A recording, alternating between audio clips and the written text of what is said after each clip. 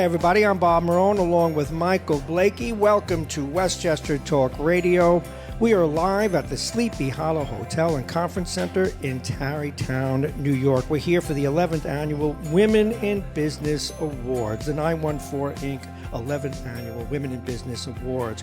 We're produced this afternoon by Shaw Creative and made possible by our cast of partners: Robeson Oil, Hightower Westchester, Lapolis Electric, Michael Labriola Landscape Design, Tompkins Mahopac Bank, and White Plains Hospital. And our next guest is the man who runs the organization that is sponsoring today's event, the 11th Annual Women in Business Awards at 914 Inc., here at the Sleepy Hollow Hotel and Conference Center in Tarrytown, New York, where we are live. His name is John Turiano, and he is the editor-in-chief of Westchester Magazine.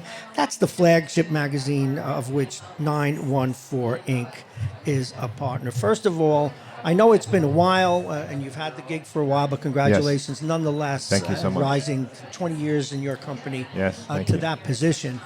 In this day and age, particularly having gone through COVID, your job can't be easy. Tell us about it. No, it's not. I mean, we had to, because of COVID, of course, one of our things we do is all these sorts of events like the one today. Yes. And, there was really a gap of between, I would say, March of 2020 till just this past June where we couldn't do any of our events. And we do about 20 events a year. Mm-hmm. We have a special events team that does a great job. They do. And, from March of last year till this year, June, we didn't have any events, which hits us, in the pocketbook. That's a big revenue stream for us. Mm-hmm. So that was hard for us. We had to have, budget cuts and different things to deal with that. But now we're back. So this past June, we had our first event for our home magazine, Design Awards. And then we had our Best of Westchester party in July and all these things. So that we're getting back to normal as much as possible. And we covered the Best of Westchester event again. That was a great success coming on the heels of COVID. Yeah, that's one of our most popular events is Best of Westchester. If you walk around any town in Westchester, you look in the windows, you'll see the Best of Westchester plaques around, mm-hmm. and people really, really want to win it. It's not like a phony thing that we give to everybody. Like we take it seriously. There's a lot of credibility with it. And people really want to get a best of. That's the number one question I get more than anything else. I get them probably on a weekly basis where people, how does best of work? How do I win a best of?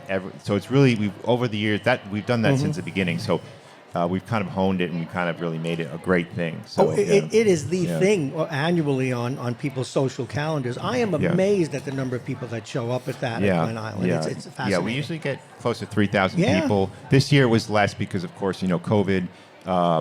Some people are still not comfortable. Even some people that are vaccinated, they're still not comfortable going out to a public event like that. Some people are not vaccinated. We require the vaccination.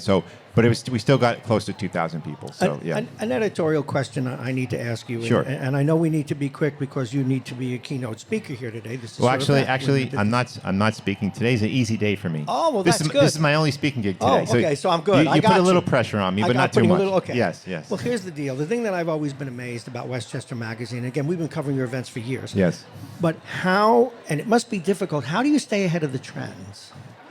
For a while, I'll see magazines, there'll be a lot of stuff about food, and there'll be stuff about fashion, and there'll be pieces about the events upcoming. Mm-hmm. Even now, in this era where women have over time now been coming into their own, and rightfully so, mm-hmm. you've been on that curve. How do you manage to do that? Well, we have a great team at the magazine, but really, what you have to do is you have to be connected to as many people as possible, and you have to read a lot too. Mm-hmm.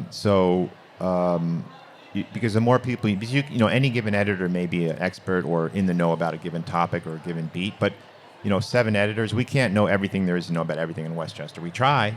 So you have to be connected to people. You have to know as many people as possible, meet as many people as possible, go to networking events, just know as many people as possible.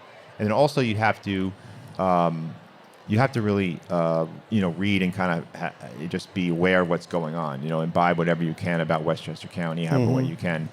Mm-hmm. That's really the two ways you do it. And also, we're also a member of the CRMA, which is the City Regional Magazine Association. So it's like, other magazines, Boston Magazine, San Diego Magazine, Philadelphia Mag, so other magazines that cover a given region. We're a member of that, and so we get their magazines in. So and they get our magazines. So we look to see what other people are doing as well in your industry. So what topics they're covering. So that helps as well.